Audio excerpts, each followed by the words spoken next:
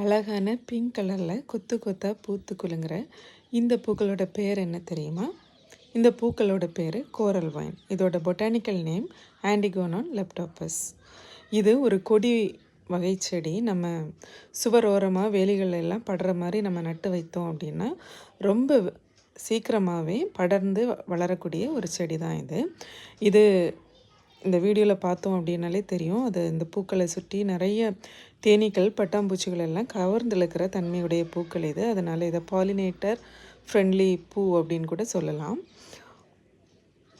இந்த செடிகளோட இலை மற்றும் பூக்களை சில நாடுகளில் மருத்துவத்திற்காக பயன்படுத்தியிருக்காங்க அப்படின்னு கூட குறிப்புகளில் இருந்து நம்ம தெரிந்து கொள்ள முடியுது.